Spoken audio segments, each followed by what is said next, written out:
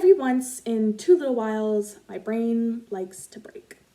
There are days when I stare at the screen of my MacBook, a task in my mind that once danced on my temporal lobe, pushed back by boxes of stress with names like, don't forget about that book review for English 200, remember that the deadline for that poem is approaching, and whatever happened to Michael Phelps? The latter filled with Google searches that roll like a runaway tire down a gravel road, picking up tiny rocks of, he used to be a womanizer. Who is he married to now? A model? What happened to other Olympians? Nancy Kerrigan? She was in I, Tonya? I don't remember that. Oh, the story was just about her. What about Margot Robbie? Has she been getting a lot of roles since that movie? Ugh, she was amazing. On and on until all the cracks in the rubber are full and the tire is tumbling so fast, the world is spinning.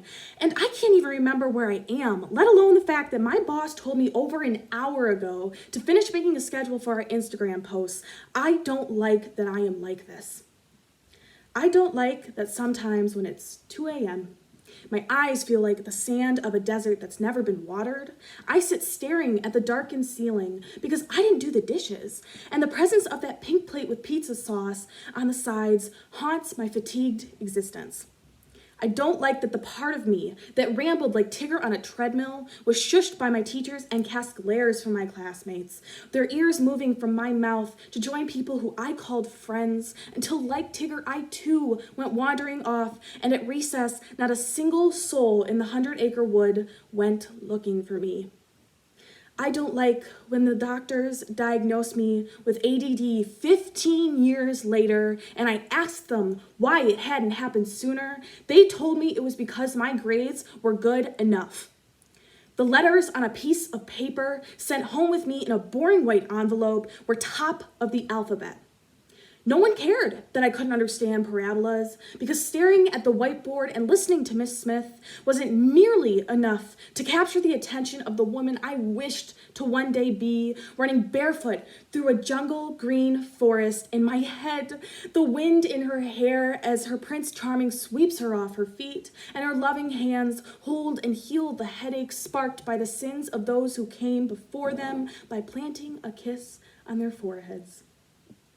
No one cared that I always felt left out of conversations with friends because while they were thinking of one thing, my thought tire had found a path very far from the main hiking trail and had begun rolling over childhood stories that I learned to choke on, trying to swallow, like a Tums I didn't let dissolve all the way because I am too far from their trail. And for those who are wondering why I talk so loud, it is because I don't like how large the lump in my throat is getting and I just want to be able to speak. No one cared that I took a job tutoring myself in algebra at 12 years old, only to get rejected by academic scholarships and dream schools because the big math textbook doesn't teach you everything that's on the test.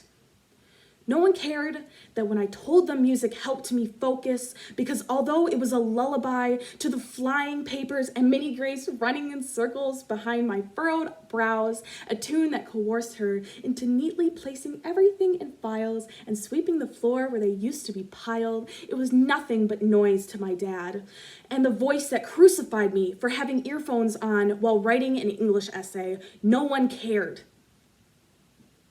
So here I am, nearing 20 years old, every nerve in my body vibrating violently against the walls of my flesh because the Ritalin my psychiatrist told me would fix my broken brain so quick my thought tire would become the wheel on a train to normalcy has done nothing but make my eyeballs shiver from the cold reminder of the many things I must do, but cannot because I am paralyzed, not figuratively, literally paralyzed by the amount of papers flooding Minnie Grace and her inability to stand up for even a moment and just pick one.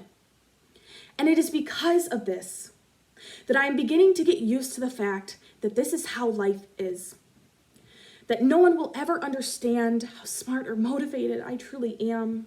How many things I could get done if I knew how to stop jiggling my leg and pulling my hair out. So it takes everything in me to accept invites to parties and clubs instead of lying on my bed and imagining myself on a stage, lights illuminating my sweaty face, a microphone in my palm, and hundreds of people staring at me, because at least those people want to hear me speak.